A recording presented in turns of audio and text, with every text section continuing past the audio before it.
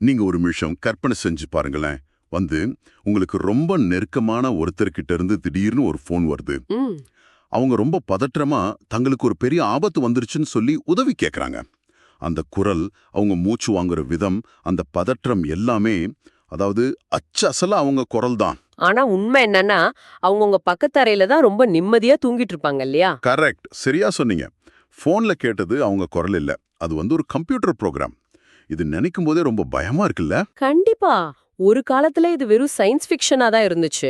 ஆனா இன்னைக்கு இதுதான் நிஜம். ஆமா. நாம இன்னைக்கு எடுத்துக்கிட்ட இந்த ஆழமான அலசலோட மையப்பகுதியும் இதுதான்.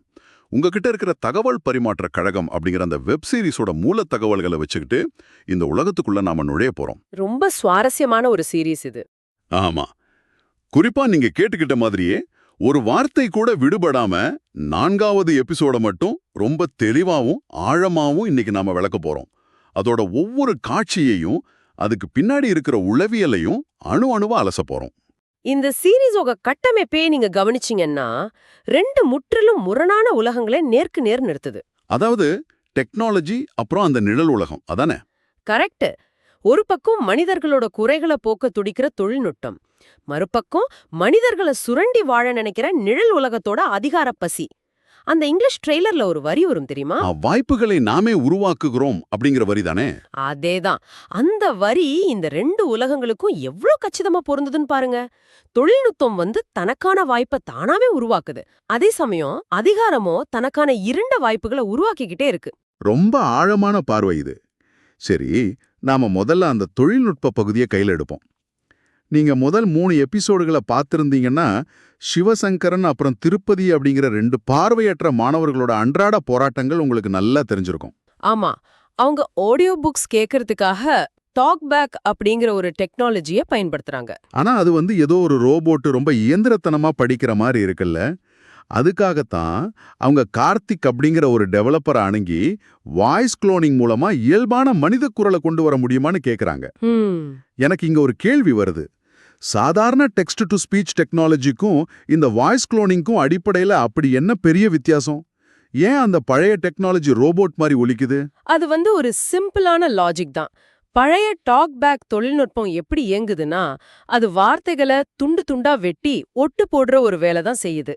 ஓ, ஒட்டு போடுற வேலையா? ஆமா.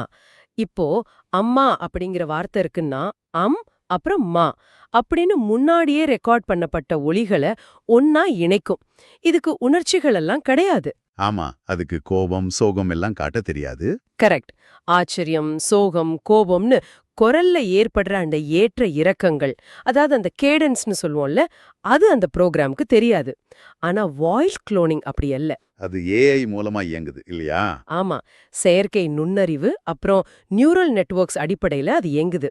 ஒரு மனிதனோட குரல் மாதிரிகளை அது உள்வாங்கிக்கும். அந்த மனிதன் எப்படி மூச்சு விடுவான், எந்த வார்த்தைக்கு அழுத்தம் கொடுப்பான் அப்படிங்கறத. ஓ, ஒரு குழந்தை பழகுற மாதிரி கத்துக்குமா? சரியா சொன்னீங்க. ஒரு குழந்தை எப்படி பேசி பழகுதோ அதே மாதிரி கத்துக்கும். அதனாலதான் அது அச்சசலாம் மனித குரல் போலவே ஒலிக்குது. இப்ப புரியுது. அதனாலதான் கார்த்திக் இந்த ப்ராஜெக்ட வெறும் ஒரு கோடிங் வேலையா பார்க்காம ஒரு லட்சியமா பார்க்கறான். அவனோட அப்பாவுக்கு நடந்த இந்த கண்புரை அறுவை சிகிச்சை கூட இதுக்கு ஒரு முக்கிய காரணம். ஆமா, அந்த கேட்ராக்ட் சர்ஜரி முடிஞ்சப்போ அவரோட அப்பா ஒரு நியூஸ் பேப்பர் கூட படிக்க முடியாம தவிச்சத கார்த்திக் நேர்ல பார்க்கறான். அதுக்கப்புறம் தான் இந்த தொழில்நுட்பத்தோட அவசியத்தையும் அவன் உணர்றான். இது நிஜமாவே ஒரு உன்னதமான தொழில்நுட்ப கனவு. ஆனா எனக்கு ஒரு சந்தேகம். இந்த உன்னதமான கனவுக்கும் எபிசோட் 2ல ஒரு சாதாரண சோடா கடையில நடக்கிற அந்த அடிதடி சண்டைக்கும் என்ன சம்பந்தம்? கார்த்திக்கோட நண்பர்கள் அந்த சோடா கடையில இருக்கும்போது ஒரு பொண்ணுகிட்ட சில ரவுடிகள் அடி வாங்குற ஒரு காட்சி வருது. ஒரு பெரிய தொழில்நுட்ப புரட்சிக்கும் இந்த சாதாரண தெருச்சண்டைக்கும் எந்த புள்ளில தொடர்பு உருவாக போகுது? அந்த புள்ளிதான் நாம இப்ப ஆழமா அலச போற 4வது எபிசோடு. ஓ, அப்படியா? நீங்க குறிப்பா கேட்டுக்கிட்ட மாதிரியே இப்போ நாம 4வது எபிசோடுக்குள்ள முழுமையா இறங்க போறோம். அந்த சோடா கடை சண்டை ஒரு சாதாரண நிகழ்வு கிடையாது. அது நிழல் உலகத்தோட ஈகோ அப்படிங்கிற ஒரு பெரிய பலூன்ல குத்தப்பட்ட ஊசி. ஆமா. 4வது எபிசோட் தொடங்கும் போதே இதை நாம ரொம்ப தெளிவா பார்க்க முடியும். அடி வாங்கி அந்த 2 அடியாட்கள் தங்களுக்குள்ளே பேசிக்கிறாங்க. நம்ம ஒரு பொம்பளை பிள்ளைகிட்ட அடி வாங்குறது ஜகா பையனுக்கு தெரிஞ்சா என்ன ஆகும் அப்படின்னு ஒருத்தர் ரொம்ப பதறுறான். எனக்கு அந்த காட்சியை பார்த்தப்போ ஒரு கார்ப்பரேட் கம்பெனில ஒரு பெரிய தப்பு பண்ணிட்ட கீழ்மட்ட ஊழியர்கள் அதை எப்படி சிஓ கிட்ட மறைக்கிறதுன்னு ஒரு மீட்டிங் போட்டு பேசுற மாதிரி தான் இருந்துச்சு. கரெக்ட். ரொம்ப சரியான ஒப்பீடு. அவங்களுக்கு அந்த பொண்ணுகிட்ட அடி வாங்கின வழி கூட பெருசா தெரியல. ஆனா அத தங்களோட பாஸ் ஜெகா கிட்ட எப்படி சொல்றது அப்படிங்கிற பதற்றம் தான் அங்க அதிகமா இருக்கு. இதுல ஒரு பெரிய உளவியல் இருக்கு. நிழல் உலகத்தோட கரன்சி அப்படிங்கிறது பணம் கிடையாது. அது பயம். ஓ, பயம்தான் அவங்களோட முதலீடு. ஆமா. அந்த ரவுடிகள பொறுத்த வரைக்கும் ஒரு பொண்ணுகிட்ட அடி வாங்கிட்டோம் அப்படிங்கிறது அவங்களோட அந்த பயமுறுத்துற கரன்சிய திவாலாக்கிடுது. இதத்தான் நம்ம டாக்ஸிக் மாஸ்குலினிட்டி அப்படின்னு சொல்றோம். நச்சுத்தன்மை வாய்ந்த ஆணாதிக்கம். கரெக்ட். தங்களோட பாஸ் ஜெகாவுக்கு தெரிஞ்சு அவன் கோவப்படுவான்னு நினைக்கிறத விட தங்களை இனிமே ஒரு பொருட்டாவே மதிக்க மாட்டான்னு ஈகோ பிரச்சனை தான் அங்க ரொம்ப முக்கியமா இருக்கு. அந்த ஈகோ அவங்க எப்படி காப்பாத்திக்கிறாங்க அப்படிங்கறது அடுத்த காட்சியிலே வந்துடுது. லண்டன் போயிட்டு திரும்பின அவங்களோட பாஸ் ஜெகா என்ட்ரி கொடுக்கறான். லண்டன் ட்ரிப் எப்படி இருந்துச்சுன்னு அவங்க கேக்குறப்போ சும்மா மஜாவா இருந்துச்சு அப்படின்னு ஜெகா சொல்றான். ஆனா அவனுக்கு இவங்களோட பதற்றம் ஈஸியா தெரிஞ்சிடுது இல்லையா? ஆமா, என்னைய பார்த்தோன்னே 2 பேரும் திருன்னு முழிக்கிறீங்க அப்படின்னு அவன் கேக்குறான். உடனே அந்த அடியாட்கள் ரொம்ப அப்பட்டமா ஒரு சின்ன ஆக்சிடென்ட் ஆயிடுச்சு, ஒரு காரன் தட்டிட்டான் அப்படின்னு ஒரு கதையை கட்டி விடுறாங்க. ஒரு பொண்ணு அடிச்சான்னு உண்மைய சொல்றதுக்கு அவங்களுக்கு அவ்ளோ தயக்கம். அது என்ன நினைக்கிறீங்க? அங்க ஜகாவோட உடல் மொழியையும் அவன் பேசுற வசனத்தையும் நம்ம ரொம்ப கூர்ந்து கவனிக்கணும். நம்ம மேலெல்லாம் யாராவது கை வைக்க முடியுமா? இந்த ஜகாவோடைய ஃப்ரெண்ட்ஸ் மேல கை வைக்க இந்த உலகத்துல ஆம்பளை இருக்கானா அப்படின்னு அவன் கேக்குறான். அது ஒரு மிகப்பெரிய முரண் இல்லையா? அதாவது ஒரு ஐராணி, அவனோட நண்பர்கள் மேல எந்த ஆம்பளையும் கை வைக்கல, ஒரு பொண்ணு தான் கை வச்சா அப்படிங்கிறது அந்த அடியாட்களுக்கு மட்டுமே தெரிஞ்ச ரகசியம். ஜகாவோட இந்த வசனம் அவனோட அறியாமையையும் எல்லையற்ற அகம்பாவத்தையுமே காட்டுது. இத வெறும் அகம்பாவம்னு சுருக்கிட முடியாது. இது தங்கள தாங்களே நம்பிக்கிற ஒரு விதம் மாயை, ஒரு டெலூஷன்னு சொல்லலாம். இல்ல எப்போதுமே தோற்கடிக்க முடியாத ஒரு சக்தியா காட்டிக்க வேண்டிய ஒரு கட்டாயத்துல இருக்காங்க. அடுத்து ஜெகா என்ன செய்றான்னு பாருங்க. உங்களுக்காக ஃபாரின் சரக்க கூட வந்திருக்கேன் அப்படின்னு சொல்லி லண்டன்ல இருந்து கொண்டு வந்த மதுவை குடுக்கறான். ஆமா, அது ஒரு சாதாரண ட்ரீட் மாதிரி தான் தெரியுது. வெளிய பாக்குறதுக்கு அப்படித்தான் தெரியும். ஆனா இது ஒரு வகையான உளவியல் தந்திரம்.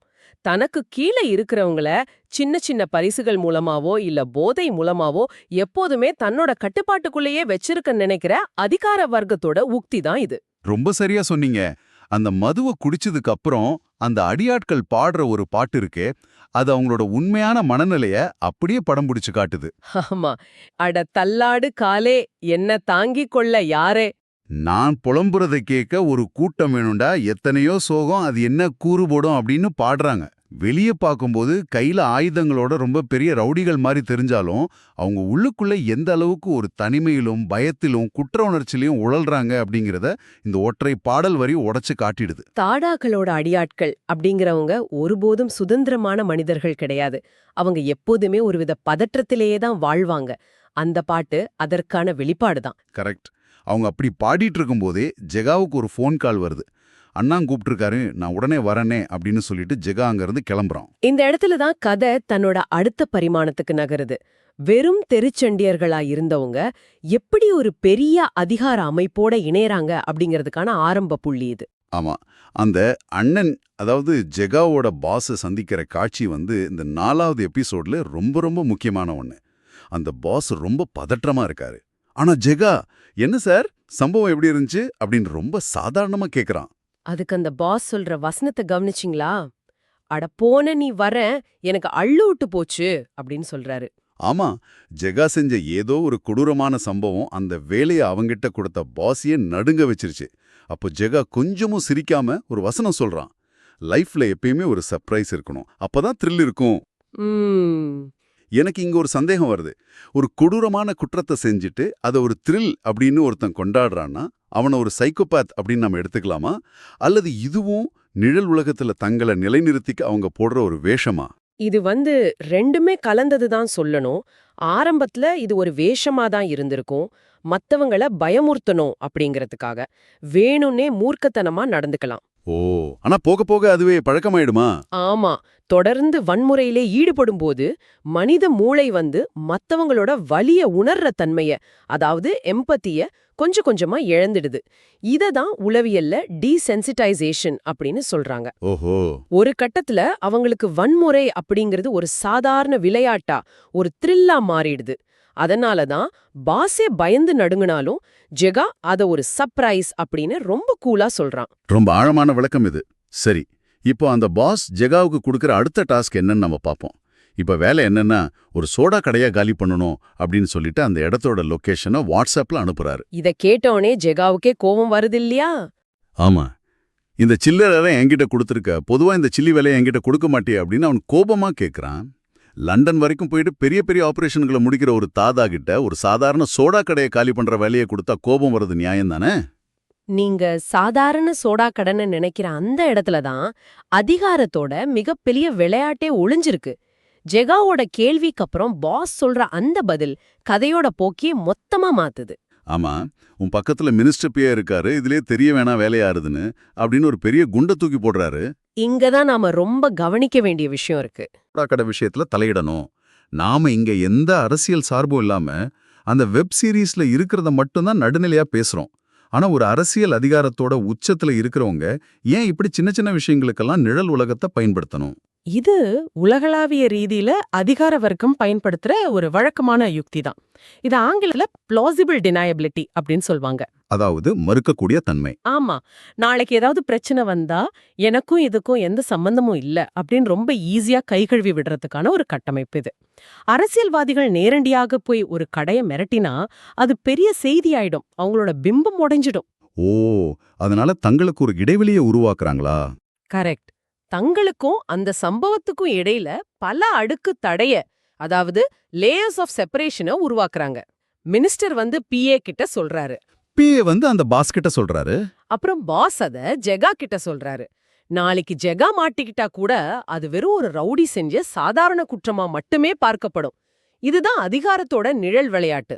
இது எவ்வளோ நுட்பமான ஒரு நெட்வொர்க். ஜெகாவுக்கும் இந்த அரசியல் சதுரங்கம் உடனே புரிஞ்சிடுது. அவன் சிரிச்சுக்கிட்டே அந்த வேலையை ஏத்துக்கிறான். அப்போ பாஸ் ஜெகாவை பார்த்து, ஆள் மட்டும்தான் ஷார்ப்புன்னு நினைச்சேன், மூளைப்படி ஷார்ப்பா இருக்கு அப்படின்னு பாராட்டுறாரு.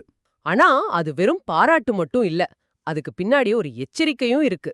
ஆமா, வேலை என்னங்கிறத தெரிஞ்சுக்கிறதுல மட்டும் ஷார்ப்பா இருந்தா பத்தாது, அதை முடிக்கிறதுலயும் ஷார்ப்பா இருக்கணும் அப்படின்னு அவர் சொல்றாரு. அந்த எச்சரிக்கை எதை குறிக்குதுன்னா, உனக்கு பின்னாடி பெரிய அரசியல் அதிகாரம் இருக்கு, அதனால எந்த தடையும் இல்லாம எந்த பிரச்சனையும் இல்லாம ரொம்ப கச்சிதமா இந்த வேலையை முடிக்கணும் அப்படிங்கறதான். ம், ஜெகாவும் அந்த அதிகாரத்தோட போதைய முழுமையா உணர்றான். அவனுக்கு சட்டம், போலீஸ் இத பத்தி எல்லாம் இனி எந்த கவலையும் கிடையாது.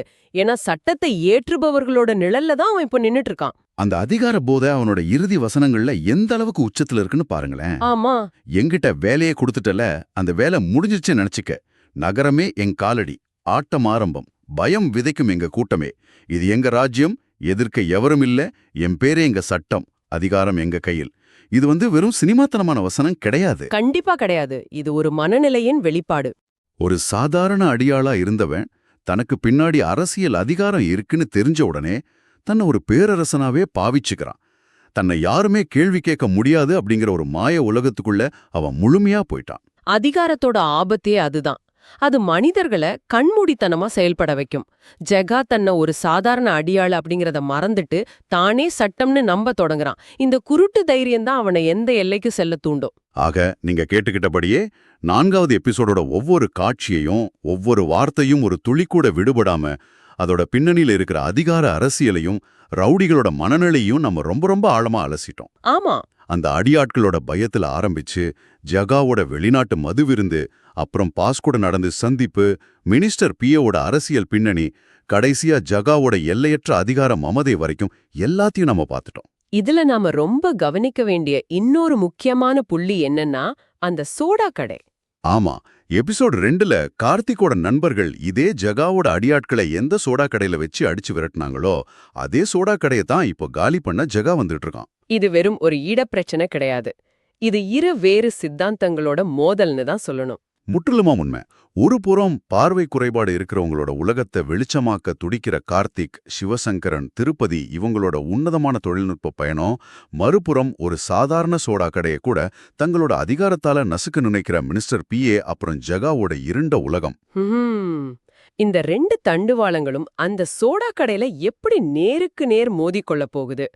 கார்த்திக்கோட தொழில்நுட்ப மூளையும் ஜெகாவோட வன்முறை அதிகாரமும் சந்திக்கும் போது என்ன நிகழப்போகுது? அதான் மிகப்பெரிய எதிர்பார்ப்பா இருக்கு. இந்த கேள்விகளுக்கான விடைகளோட உங்களுக்கான அந்த மிக முக்கியமான அறிவிப்பை நான் இப்ப தர்றேன்.